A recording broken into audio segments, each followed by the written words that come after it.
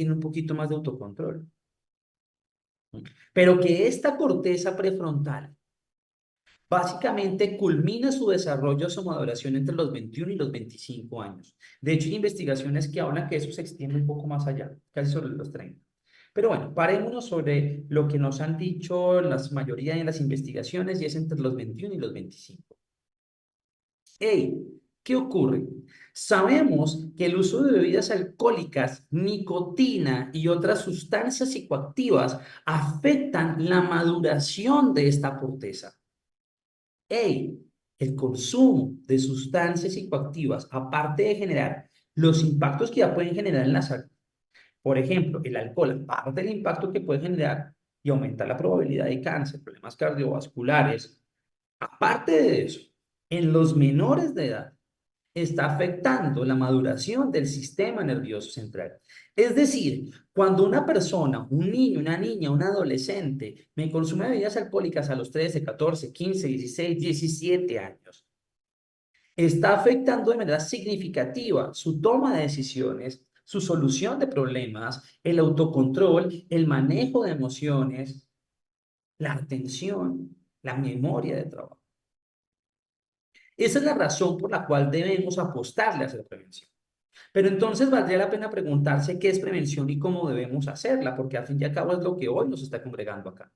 Miren, cuando yo hablo de prevención, prevenir es básicamente reducir la probabilidad de que algo pase, reducir la probabilidad de que algo ocurra. En este caso, reducir la probabilidad de que haya consumo. Pero tenemos que entender que el consumo de sustancias psicoactivas no solamente es consume o no consume, o eres adicto o no eres adicto, no. De hecho, me parece importante clarificar que no toda persona que consume tiene una dependencia. No toda persona que consume genera una adicción. Existen 5 tipos de consumo. El consumo experimental, cuando lo pruebo. Un consumo ocasional, que es un consumo esporádico y muy bajo en cantidad. Un consumo habitual, que sigue siendo bajo en cantidad, pero ya más frecuente. Un consumo abusivo, que es un consumo o muy frecuente o muy alto en cantidad. Y por último, eso que llamamos dependencia, o eso que llamamos adicción. O sea, una persona no llega a la adicción de un momento a otro. Pasa, transita. Entonces, ¿por qué lo hablo, queridas y queridos colegas? Y es porque prevenir es reducir la probabilidad de que haya un consumo experimental si no lo ha habido. Entonces, ok, estoy trabajando con chicos, por ejemplo, de séptimo, sexto y no han tomado bebidas alcohólicas. Ok, prevenir será que reducir la probabilidad de que haya un consumo experimental. Pero si estamos hablando de chicos de 11, en donde probablemente algunos tal vez ya consumieron bebidas alcohólicas, se me dirán, pues entonces ya no podemos hacer prevención, porque ahí ya qué, ya probaron. No, no, claro que se puede hacer. Allí la prevención va a ser qué, pues ya no será reducir la probabilidad que haya consumo experimental, porque tal vez ya ocurrió. Tal vez estén aquí o aquí. Pues entonces, ¿cuál va a ser el objetivo de la prevención? Reducir la probabilidad de que me salten al siguiente tipo de consumo. La prevención tengo que entenderla en esta línea lógica. No solamente es, que no consuma, quienes no lo han hecho, chévere. Allí es un objetivo de prevención. Pero en quienes ya lo hicieron, también hay cosas por hacer. ¿Listo? Ahora, ¿cómo lo vamos a hacer? Para prevenir hay que aprendernos 2 conceptos. Esos 2 conceptos son factor de riesgo y factor protector. Eh, ¿Qué es un factor de riesgo? Un factor de riesgo es todo aquello que aumenta la probabilidad de que se presente el problema. Otra vez, factor de riesgo es todo aquello que aumenta la probabilidad de que se presente el problema. Es decir, todo aquello que aumenta la probabilidad de que haya consumo experimental o se salte al siguiente. ¿Listo? Factor protector es todo lo contrario. Mientras el factor de riesgo aumenta la probabilidad de que haya consumo y que se empeore ese consumo, el factor protector es todo lo contrario, es el antónimo. Es lo diferente. El factor protector es todo aquello que disminuye la probabilidad de que se presente el consumo o que me salten al siguiente tipo de consumo. Entonces, ¿cuál es la gran tarea de la prevención, queridas y queridos docentes?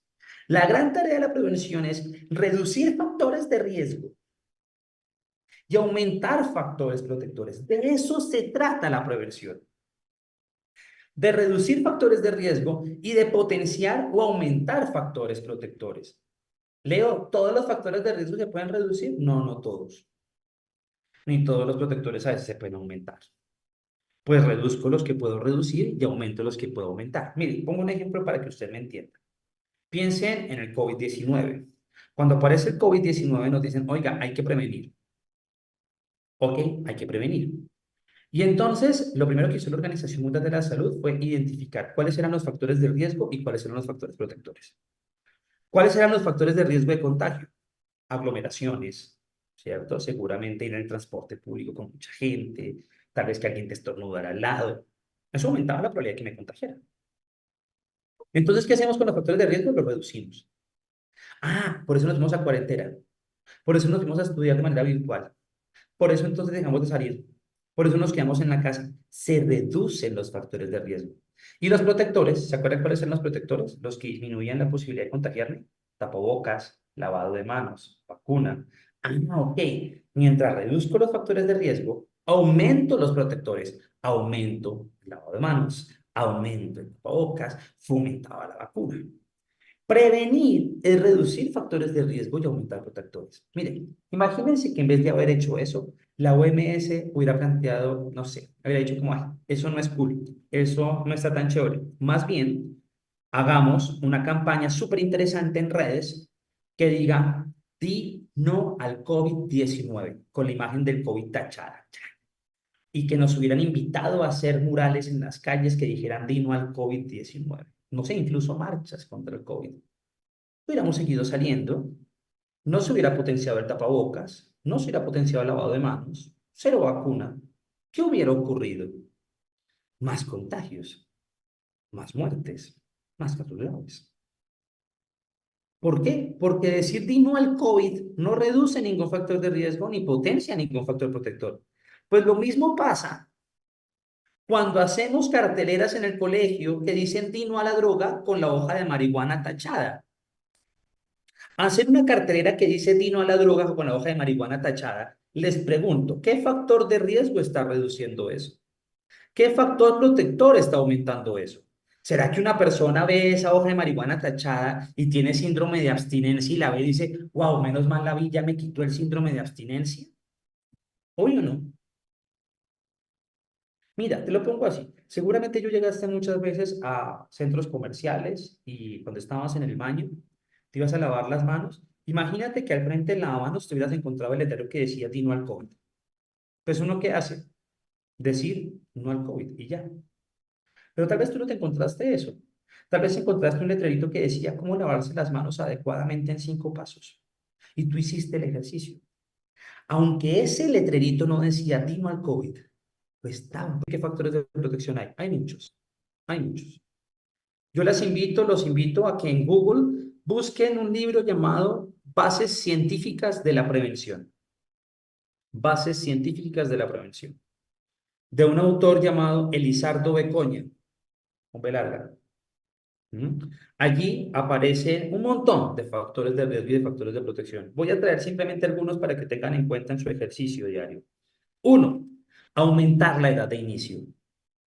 Ideal que las personas no usen bebidas alcohólicas, pero a veces pasa. Y si eso llega a ocurrir, pues lo que tenemos que tener como objetivo es tratar de hacer lo imposible que no pase a temprana edad. Ojalá, insisto, que no pase. Pero sabemos hoy en día que cuando un menor de edad consume bebidas alcohólicas a temprana edad, siendo niño o siendo niña, tiene mayor probabilidad de consumir otras drogas. A veces me preguntan, Leo, ¿cuál es la mejor forma de prevenir el consumo de marihuana, ketamina, tusi, éxtasis? La mejor forma es retrasando lo más que puedas la edad de inicio de consumo de alcohol. Porque cuando tú retrasas la edad de inicio de consumo de alcohol, generas como un efecto dominó sobre las otras sustancias. ¿Por qué? Porque es muy difícil que alguien vaya y se meta un pase de cocaína sin haber consumido primero una sustancia legal. ¿Mm? Entonces, debemos iniciar por retrasar lo más que podamos las sustancias lícitas. Es decir, cuando tú previenes el alcohol, no solamente estás previniendo alcohol, estás previniendo todas. Cuando tú previenes cigarrillos electrónicos, no solamente me estás previniendo cigarrillos electrónicos, me las estás previniendo todas. ¿Por qué? Porque cuando tú previenes las sustancias legales, previenes las ilegales. ¿Listo? Entonces no hay que sacar campañas que digan tú sí, ketamina. No, de hecho no. Eso de hecho es muy nocivo. Hablar, incluso dar información de aquellas sustancias que no son tan prevalentes, muchas veces motivan su consumo.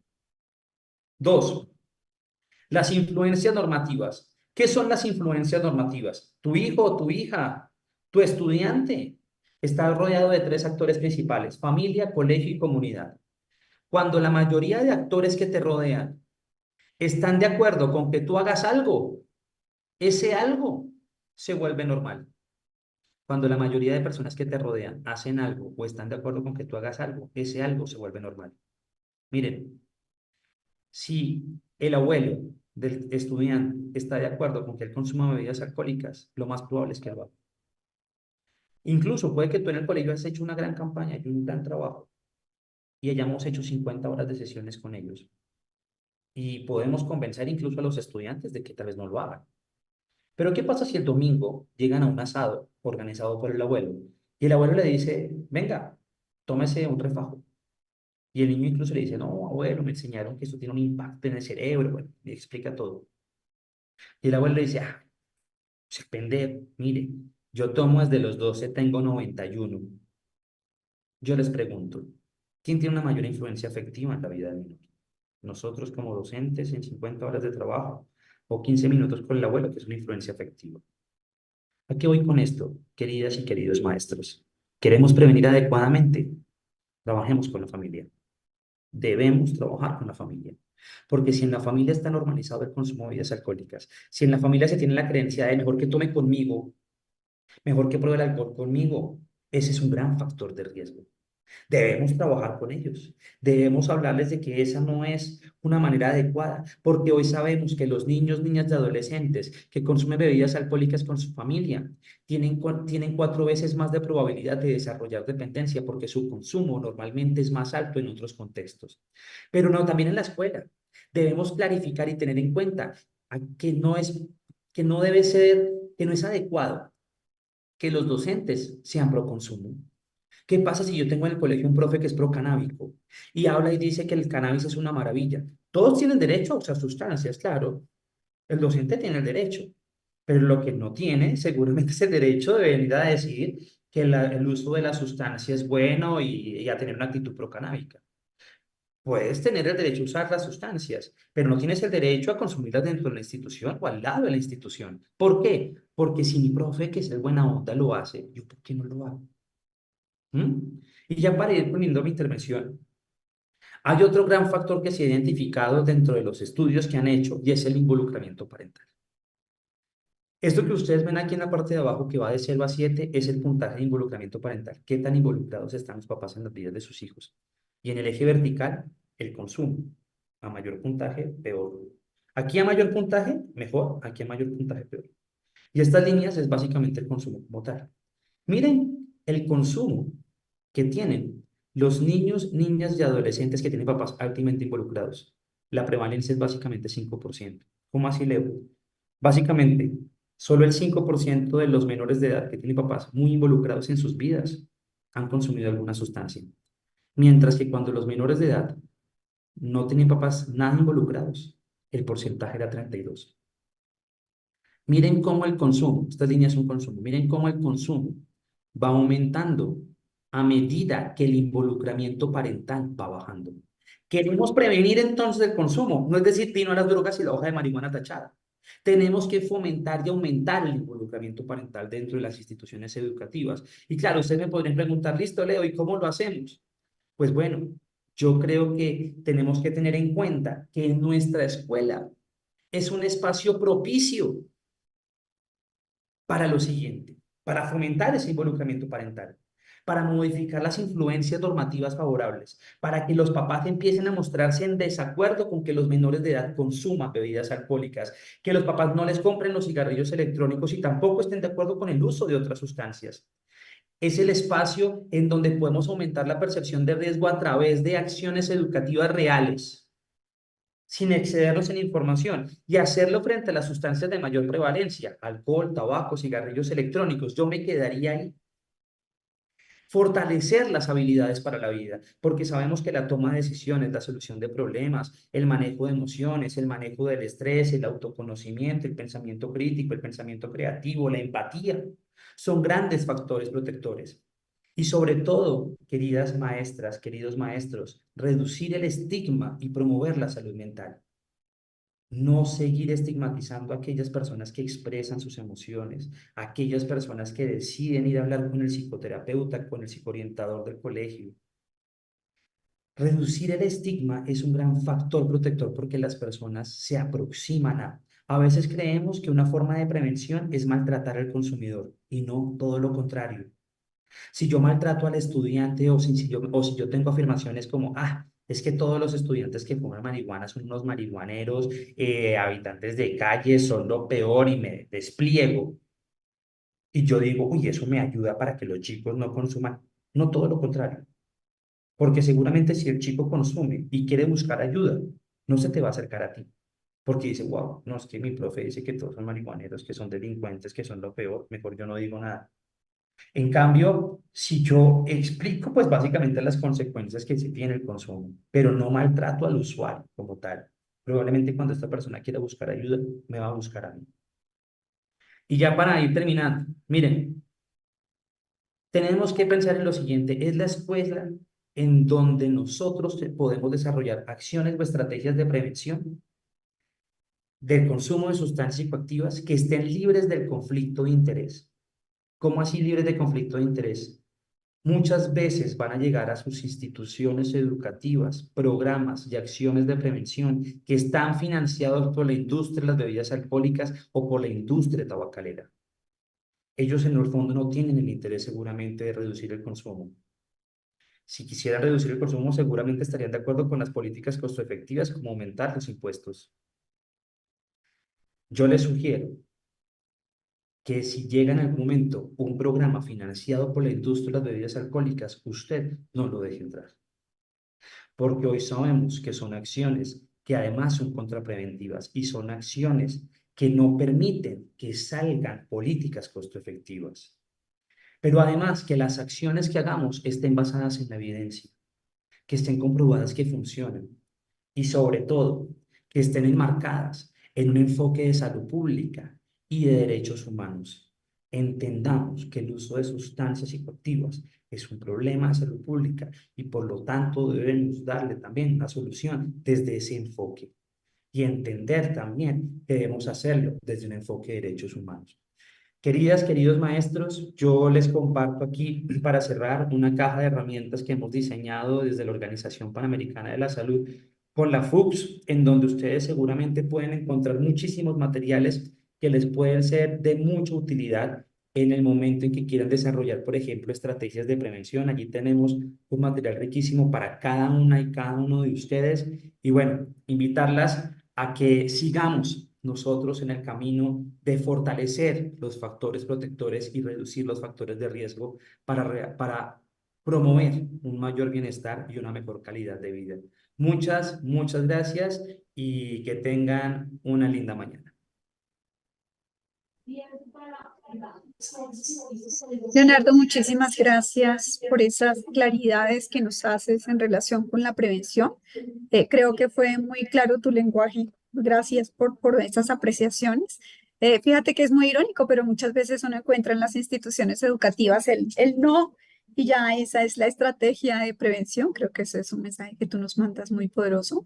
Esa necesidad de trabajar de manera solidaria con las familias es algo que el ministerio está promoviendo y a propósito de ese involucramiento de la alianza familia-escuela, ese va a ser nuestro próximo webinar. Entonces, pues bueno, creo que vamos ahí enlazando los temas. Muchas gracias por tus sugerencias y advertencias y a esa caja de materiales que nos propones.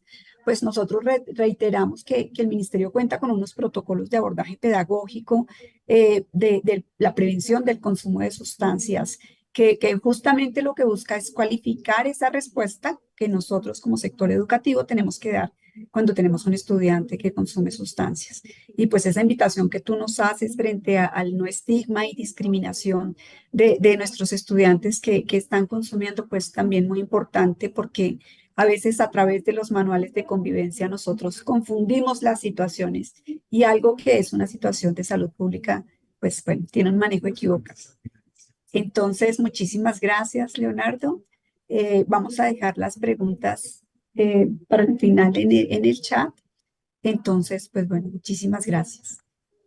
Bueno, continuando con la agenda y en esa estructura de este webinar que hemos compartido con ustedes, acordamos que la segunda parte de nuestro webinar va a contar con el apoyo de uno de nuestros docentes orientadores o docentes orientadoras. Y pues para el caso de hoy contamos con el apoyo de Mariluz Restrepo. Mariluz Restrepo es trabajadora social egresada de la Universidad de Antioquia. Trabaja en desarrollo humano, coordina proyectos de género, de acompañamiento de víctimas de conflicto. Es docente orientadora de la institución educativa Atanasio Girardot del municipio de Girardot, Antioquia. Y pues Mariluz nos ha traído una experiencia que tal vez lo más potente de la experiencia, Mariluz, te voy a dar la palabra y que tú nos cuentes, y es que tienes allí a los estudiantes y las familias para compartir la experiencia. Entonces, Mariluz, adelante, bienvenida. Eh, Buenos días, muchísimas gracias por este valioso espacio. Un saludo muy especial a los y las docentes orientadores del país, la comunidad educativa atanasiana, el municipio de Girardota y a todo el departamento y el país que nos están acompañando. Gracias por ayudarnos a superar esta dificultad que tuvimos técnica, pero que hace parte de nuestra cotidianidad. En este momento les vamos a presentar un proyecto llamado Un Paso Más por la Vida. Este proyecto fue asesorado metodológicamente por una docente y asesora de la Universidad de San Buenaventura, pero también fue nutrido por los múltiples espacios de capacitación y formación que gracias a la Secretaría de Educación Departamental, la Secretaría de Salud, la Escuela contra la Drogadicción, Carisma, la Mesa de Salud Mental del municipio, el Ministerio de Educación, nos ha posibilitado y a todo el equipo del ministerio, el doctor Juan Camilo, que ha estado ahí, la doctora Alicia y todo su equipo, infinitas gracias. Es muy importante aclarar que por efectos del tiempo vamos a presentar la experiencia significativa que estamos desarrollando, pero el colegio ya viene en un proceso de acompañamiento en este tema de implementación de proyectos a nivel municipal y departamental, donde hemos tenido en la primaria el acompañamiento de la policía comunitaria con el programa DARE. También hemos tenido un proyecto muy importante, La Jugada, como con la Secretaría de Educación Departamental en articulación con la Mesa de Salud Mental del municipio de Girardota. Y hemos tenido proyectos de acompañamiento de la Escuela contra la Drogadicción, la Secretaría de Educación Departamental, y actualmente estamos como reto para generar precisamente proyectos de promoción y prevención basados en la evidencia. Tenemos el acompañamiento de la Escuela contra la Drogadicción en un proyecto de implementación para generar evidencia y fue acompañado también por EAFIS, la Secretaría de Educación Departamental y la Secretaría de Salud. Gracias por todas esas alianzas para que podamos conocer un poco el rector de la institución, Rovidio de Jesús Patiño, que ha sido muy clave, al igual que las coordinaciones para poder desarrollar este proyecto, nos va a contar cómo está conformada la institución educativa. Bueno, muy buenos días para todos. Mi nombre es Rovidio de Jesús Patiño. Soy el rector de la institución educativa Atanasio Girardot, una institución ubicada en el departamento de Antioquia que cuenta con 1.200 estudiantes, 2 especialidades, una en contabilidad, una en sistemas, y tenemos 3 sedes rurales. Nosotros, con el apoyo de Mariluz, hemos venido trabajando fuertemente en ese proyecto Un Paso por la Vida, que es la estrategia que venimos desarrollando en el colegio para quitarles a estas bandas en lo máximo niños y niñas y jóvenes, ya que este tipo de grupos lo único que hacen es pues robarle los sueños a los niños y a los jóvenes. Este proyecto ha impactado mucho en el colegio en el sentido de que hemos venido haciendo unas campañas de prevención, buscándoles y mostrándoles a los jóvenes que hay que hacer las cosas bien y de esa manera pues aportar en la formación integral de los estudiantes. A pesar de todo lo que pues venimos trabajando, somos conscientes que nos va tocando poco a poco esas bandas con esas drogas, pero nuestra misión y nuestra tarea es hacer todo lo posible para que los jóvenes entiendan de que hay que actuar de una manera diferente. Este proyecto pues ha tenido un gran reconocimiento por parte de la Gobernación de Antioquia, ha ganado premios por parte del Secretario de Educación y Cultura, y este ejercicio nos ha permitido a nosotros ir avanzando con el apoyo del municipio, con el apoyo del departamento. El Ministerio de Educación Nacional nos ha ayudado mucho gracias a la gestión de Mariluz en capacitaciones, y la tarea que tenemos es seguir trabajando al máximo para poder garantizar a estos muchachos que sean unos buenos ciudadanos. Entonces vamos a escuchar a Mariluz, que nos va a contar bien la experiencia. Muchísimas gracias. Esto ha sido un trabajo en equipo, sin el cual hubiese podido lograr estos objetivos. Es muy importante que miremos que el proyecto se enmarca dentro de las funciones de la orientación escolar, la resolución número 003842 del 18 de marzo de 2022, el plan de orientación escolar, en donde implica el diseño de orientación de estrategias de prevención sobre riesgos psicosociales y las problemáticas identificadas en los estudiantes, y también en la valiosa necesidad de gestionar y articular acciones tanto con actores locales, nacionales e internacionales del sistema de convivencia escolar, de acuerdo a lo que plantea la Ley 1620 de 2023 y el decreto reglamentario, para poder contribuir desde la corresponsabilidad a la promoción y prevención. Desde este punto de vista, pudimos tener desde una asesoría pedagógica una estrategia que se llama los centros de interés el referente teórico es pedagogo, psicólogo Ovidio de Crowley, que nos invita a tener en cuenta cuáles son esos intereses de acuerdo al ámbito de comprensión en la trayectoria y ciclo de vida, enfoque de prevención, curso de vida, y aquí centramos también un poco lo que sería tener en cuenta una transición muy importante entre estudiantes de quinto y sexto, porque se está elaborando como una especie de duelo entre la preadolescencia y la adolescencia, y lo que sería el paso de la escuela, que para la familia tanasiana en la institución educativa es monodocente en la primaria, y ya en el grado sexto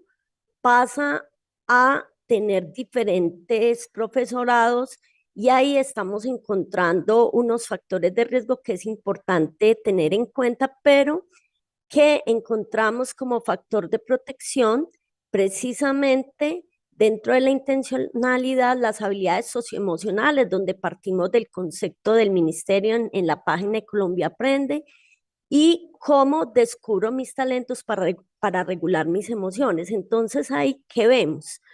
Que si podemos encontrar qué es eso que les interesa, cuáles son los talentos, para qué les encarreta a nuestros niños, niñas y jóvenes, qué les gusta hacer en su tiempo libre, y dar diferentes opciones de participación, podemos prevenir, como le decía el doctor Leonardo, sin necesidad de estar hablando del tema directamente, sino que es de acuerdo a ese enfoque de curso de vida en el que se encuentran, tenemos intereses. Entonces hemos encontrado, como vemos, la pintura, la música, la literatura, el inglés, la robótica, teniendo en cuenta también que nuestra institución tiene media técnica en articulación con el SENA en contabilidad y en sistemas, y que tenemos una gran fortaleza de contar con una Casa de la Cultura, Inderpark, que innova a nivel de la administración municipal y otros espacios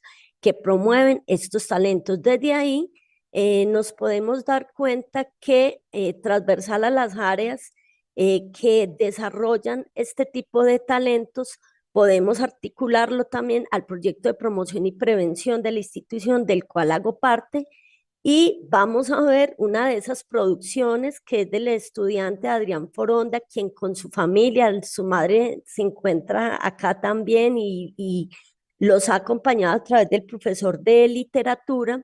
Produjo un cortometraje sobre el tema, que es otra manera de ubicar centros de interés en producción audiovisual, pero otra manera de prevenir desde un lenguaje de pares a pares. Entonces, vamos a observar el cortometraje La manzana de la discordia.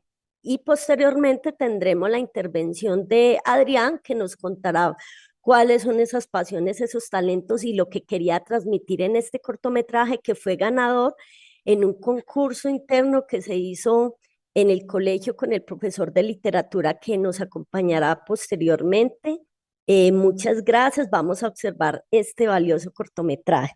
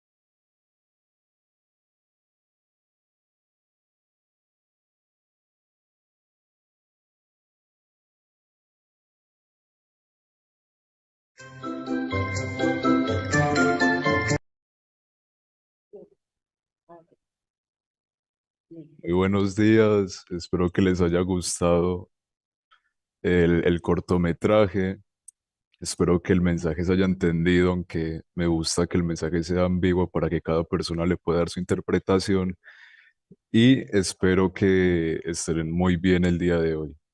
El cortometraje que acabaron de ver tiene como finalidad explicar una cosa que a mí me parece muy importante y son las repercusiones que nos pueden llevar a tener diferentes acciones que tomamos a lo largo de nuestra vida. Como pueden ver en el cortometraje, el personaje, que es una manzana, que es como la representamos a una persona tomando una manzana, que es lo que nosotros podríamos considerar como lo más sano que se puede tener, que son las frutas, algo natural que viene de la tierra, y poquito a poco, a lo largo de su instancia por malos vicios, termina cayendo en lo que ustedes ya vieron en el cortometraje. ¿Qué sucede? Sucede que en la vida nosotros podemos tomar muchas elecciones, no todas van a ser buenas y eso está bien porque somos humanos y parte de nuestra vida es equivocarnos y aprender. Más sin embargo, también existen una cantidad de elecciones, una cantidad de cosas que si nosotros tomamos vamos a acarrear unas consecuencias que no siempre van a ser tan fáciles de sobrellevar y muchas veces van a ser para toda nuestra vida, consecuencias temporales que tendremos que vivir con ellas y aguantar el peso de las repercusiones negativas que nos trajo. ¿Qué pasa? Pasa que no es necesario que lleguemos hasta ese punto. Yo creo que lo principal en lo que nos deberíamos centrar es prevenir que lleguemos a tener que arrepentirnos de algo que sucedió y para eso es necesario que llevamos una buena incentivación a las personas para que nunca lleguen hasta ese punto como hablaron en el principio de esta presentación. ¿Cómo se está llevando a cabo esto? ¿Cómo creo yo que es la mejor manera? Mediante semilleros y actividades en las instituciones que se salgan tanto de lo riguroso como puede ser el camino cuadriculado y central que ya está puesto y deje que las personas puedan desarrollar una identidad que también los lleve a tener autoestima y también termine derivando en que estas personas tengan las herramientas suficientes para poder resistirse a las tentaciones y a las presiones exteriores que lo pueden terminar llevando a entrar en el consumo de drogas, alcohol o otro tipo de sustancias. Espero que les haya gustado mucho el video y ahora a continuación les voy a pasar al docente Sergio Andrés Oquendo, que les va a profundizar mucho más en cómo se está llevando a cabo este proceso en la institución para que los estudiantes se puedan expresar y no tengan que acabar en este mundo.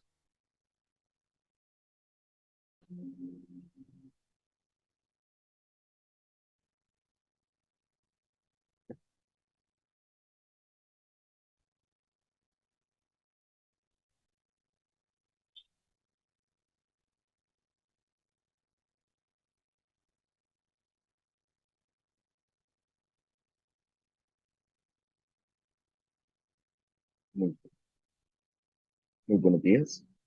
Soy Sergio Andrés Oquendo Álvarez, docente de aula de básica secundaria y media en la institución educativa Atanasio Girardot, del municipio de Girardot. Esta propuesta nace de la necesidad de gatillar en los estudiantes el amor por la lectura y la escritura. Reconociendo que los jóvenes de hoy en día son eminentemente visuales, me propuse diseñar una estrategia que no solo fomentara ese interés, sino también ese amor, esa integración armónica con su entorno y su realidad. Consciente de que las redes sociales, la imagen, el audio son parte integral de sus vidas, he incentivado la transformación de sus obras literarias en producciones audiovisuales.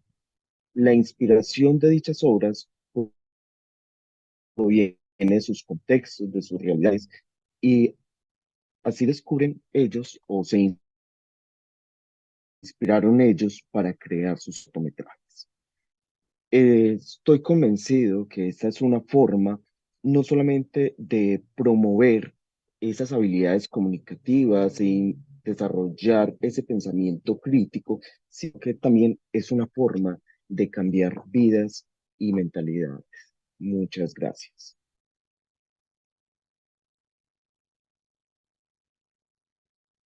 Muchísimas gracias, Sergio. Los docentes son claves dentro de proyectos transversales. Ya en la parte final vamos a mirar en la presentación cómo en un paso por la vida, todo lo que son el desarrollo de competencias emocionales es fundamental. Por favor, ponemos en la presentación el decálogo en donde fortalecemos 10 habilidades para la vida que partimos desde la comunicación asertiva, la empatía, la escucha, la resiliencia, la flexibilidad, todo a través de talleres participativos, pero también podemos mirar en la siguiente diapositiva que tenemos un maravilloso trabajo en red. Actores muy claves, aquí hay algunos, a quienes nos hayan faltado fue por efectos de la experiencia desde donde se encuentra el Ministerio de Educación Nacional, la Secretaría de Educación Departamental, tenemos las universidades, de hecho agradecemos a la Universidad San Buenaventura desde la cual estamos transmitiendo, asesora metodológica y con docentes y estudiantes que han estado vinculados, la Uniminuto, EAFID, la Universidad de Antioquia, la Universidad Católica del Norte, que desde toda esta parte de inclusión nos ha acompañado la Escuela contra la Drogadicción, la Secretaría de Educación Departamental, el programa Salud para el Alma y a nivel municipal toda la mesa de salud mental, la Secretaría de Salud, la Alcaldía, el Hospital San Rafael, la Casa de la Cultura, el INDER, el Parque Innova, la Policía de Infancia y Adolescencia, que a través de títeres, de músicas, han estado también en campañas y acompañándonos en ruta, la Policía Comunitaria, y tenemos un valioso apoyo también de Carisma y muchas manos unidas que han hecho posible este y otros proyectos que se han desarrollado en la institución.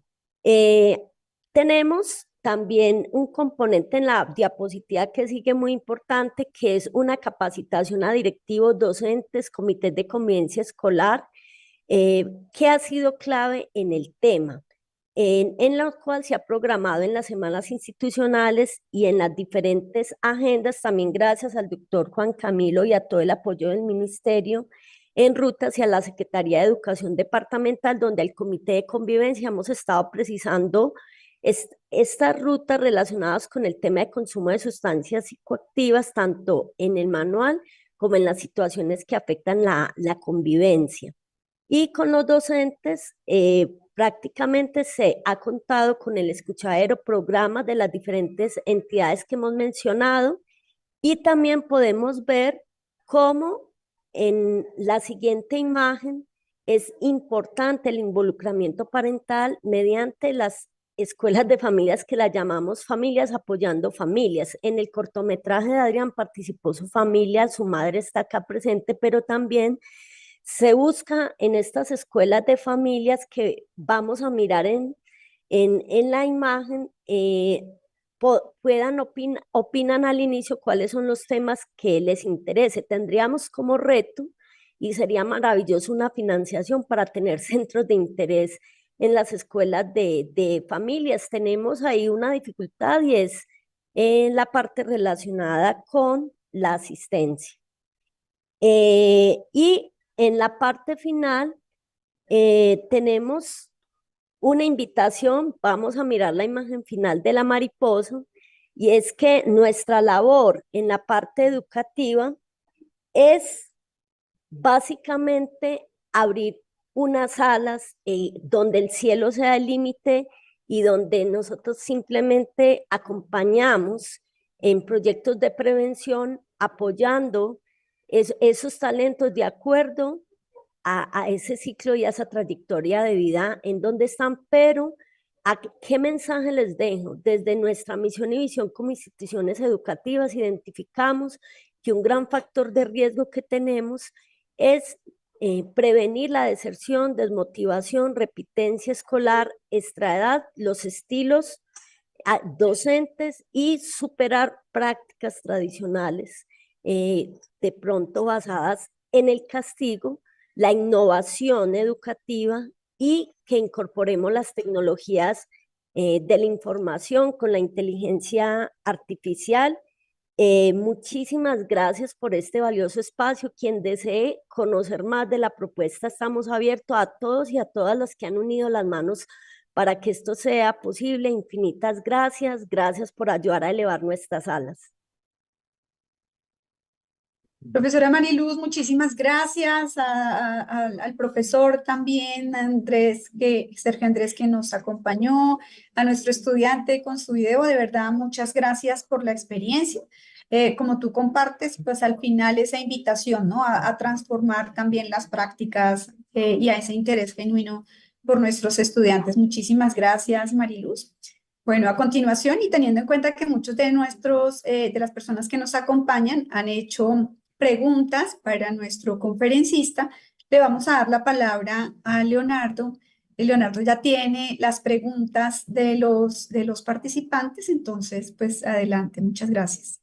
Muchas gracias, Alicia. Bueno, pero antes de responder, quiero felicitar este trabajo tan maravilloso que han hecho en la institución, Mariluz, y a todo el cuerpo docente del colegio y a esta familia y a las familias del colegio, de verdad que qué interesante. Y a esto nos referimos con acciones de prevención, o sea, no salimos hablando específicamente de una sustancia, a hablar, digamos, a excedernos de información, sino estamos fortaleciendo un factor protector a través del pensamiento crítico, fomentando el autoconocimiento y fomentando también todo lo que tiene que ver con la gestión emocional. El desarrollo de habilidades para la vida es un gran factor protector. Y qué interesante que lo podamos hacer a través de estrategias innovadoras, o sea, que no simplemente sea la sesión dentro de el aula de clase, sino que, como bien lo plantea Mariluz, a través de un proyecto se pueda fomentar la motivación no solamente de un estudiante, sino de un grupo de estudiantes. Entonces, Mariluz y a todo el equipo del cuerpo docente y las familias y los estudiantes, felicitaciones. Muchísimas gracias porque nos llevamos una gran idea para seguramente poder replicar en otros contextos. Bueno, creo que te ibas a decir algo, tienes el micrófono apagado. Muchas gracias, aprendí mucho de usted y también lo implementamos y gracias a todos los espacios de formación lo esperamos en la institución educativa. Claro que sí, gracias Mariluz. Bueno, por aquí yo recibí una serie de preguntas que dicen, bueno, voy a ir mirando entonces. Por favor, nos da ejemplo de involucramiento parental y de cómo la institución educativa puede promoverlo para prevenir el consumo. No es una tarea fácil. Ahorita, por ejemplo, Mariluz estaba precisamente diciendo, estamos involucrando o estamos desarrollando escuelas de familias, pero a veces la participación no es la mejor.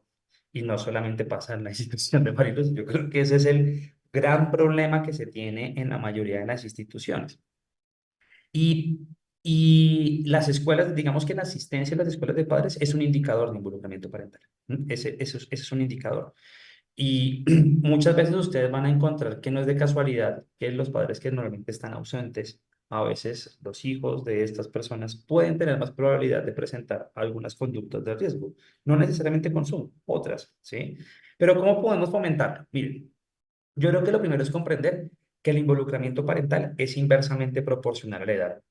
Es decir, que a medida que van creciendo, hay menos involucramiento. Y eso es como medianamente natural. O sea, cuando uno tiene un hijo, una hija de 6 7 años, ellos a los 6 7 años se alegran porque uno los lleva a la piñata, le piden a uno que no se quede en la fiesta de la piñata, pero a medida que van creciendo, pues uno seguramente cuando el estudiante va a la fiesta de 15 años ya no le va a pedir al papá que se quede en la fiesta con uno, ¿sí?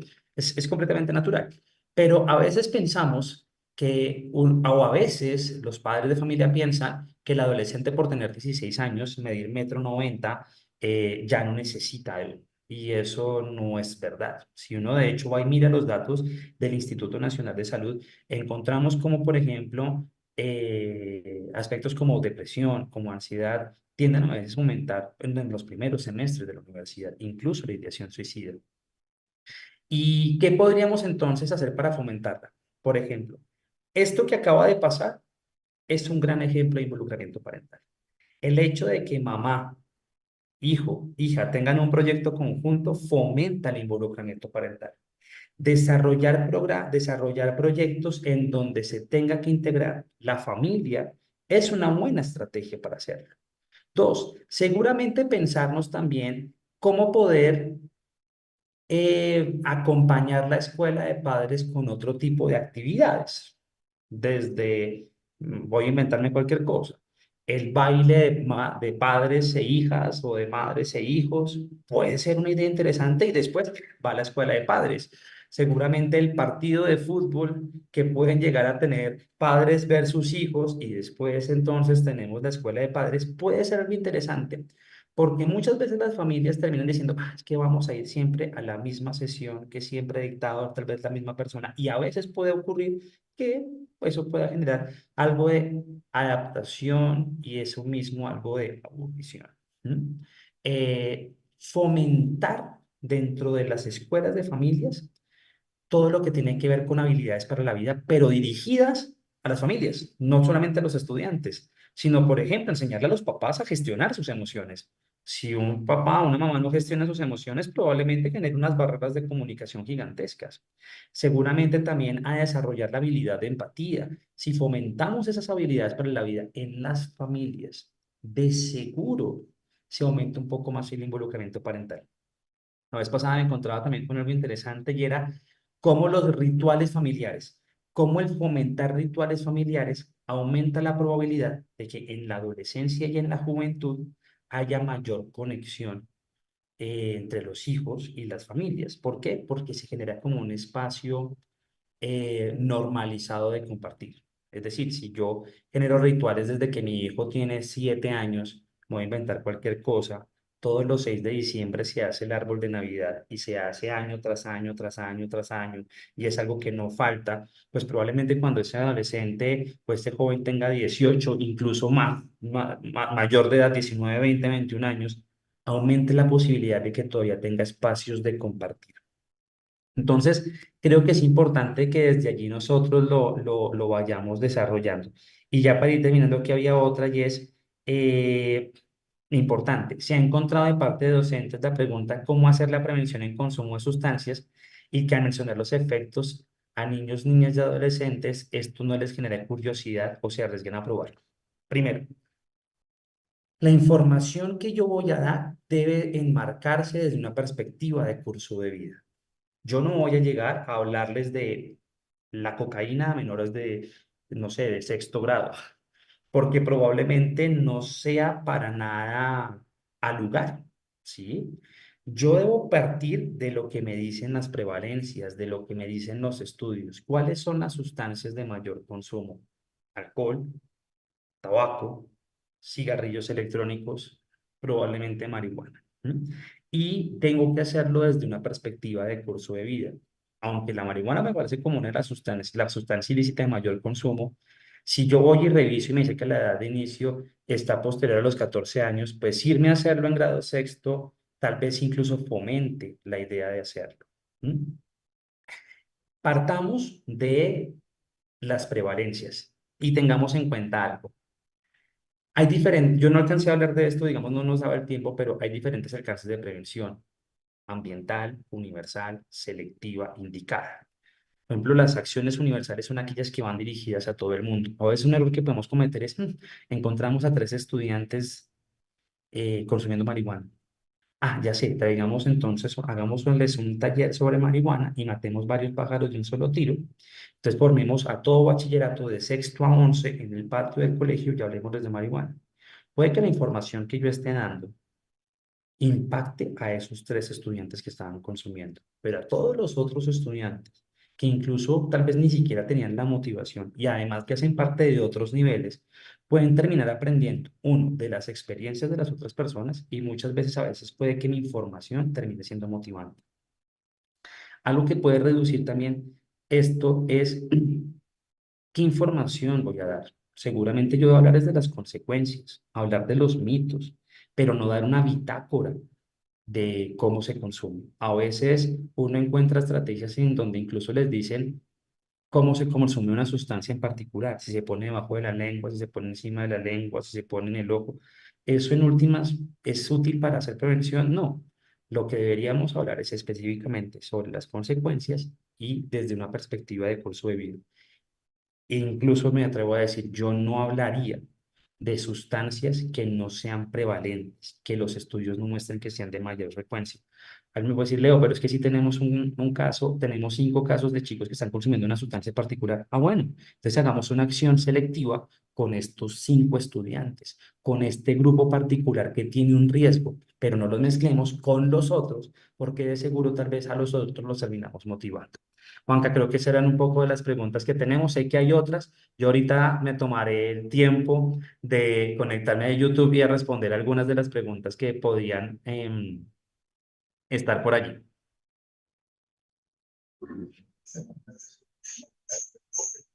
Leonardo, muchísimas gracias.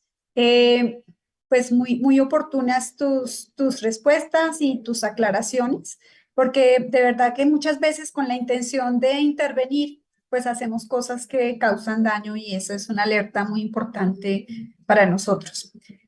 Muchísimas gracias a Leonardo, muchísimas gracias a Mariluz, al rector, al equipo docente, al estudiante que nos compartió ese video maravilloso. Para nosotros este tipo de aclaraciones se vuelven fundamentales. Parte de eso es lo que queremos hacer, digamos, hay acción con daño y en este tipo de procesos tenemos que estar muy alertas a esas situaciones. Este webinar, como les decíamos al inicio, hace parte de una serie de espacios en los que pues, queremos compartir con los y las docentes orientadoras en temáticas que, de acuerdo con ustedes mismos, son muy importantes. Hace un momento, Leonardo nos hablaba sobre el involucramiento parental y por eso nuestro siguiente webinar va a ser justamente sobre eso, el involucramiento familiar, de las familias, de los estudiantes. Y para eso el Ministerio ha trazado una estrategia que muchos de ustedes ya conocen en el marco de la Alianza Familia-Escuela. Y es en ese marco de alianza grande, con muchas actividades donde el Ministerio reglamentó la Ley 2025 que regula las escuelas para padres, madres y cuidadores. Ese decreto es el 459 de abril del 2024. Entonces, parte del objetivo es socializar con ustedes el decreto, pero además fortalecer mucho esta idea de involucramiento parental. El Ministerio ha venido trabajando en este proceso de involucramiento parental con un trabajo muy articulado con el Ministerio de Justicia, con el Ministerio de Salud. Y pues bueno, será parte de lo que vamos a compartir en nuestro próximo webinar. De acuerdo también con las sugerencias de los docentes orientadores, estos webinars van a tener este horario de 7 a 9 de la mañana, porque nos han pedido que sea esta hora que interrumpe menos la jornada, que aumenta la posibilidad de participación. Van a quedar estos grabaciones en la página del Ministerio, en el canal de YouTube, y pues ustedes van a poder acceder a la información. Reiteramos entonces nuestras disculpas por los problemas técnicos que tuvimos al inicio, pero esperamos que esto pues se subsane y que esta grabación ustedes puedan utilizarla en otros momentos. Muchísimas gracias a todos y todas. Les reiteramos pues el interés de que este proceso se complemente con este protocolo de abordaje pedagógico de prevención del consumo de sustancias. Está hecho con base en evidencia, con expertos que nos han apoyado, con una mirada muy pedagógica de lo que implica manejar este tipo de situaciones. Y pues bueno, esperamos que con eso de verdad se cualifique la respuesta que nosotros tenemos que dar desde las instituciones educativas. Muchísimas gracias por su presencia, muchas gracias por sus preguntas. A nuestros expertos, nuevamente muchas gracias. Y bueno, nos esperamos ver en el siguiente webinar. Muchas gracias para todos y todas. Hasta luego.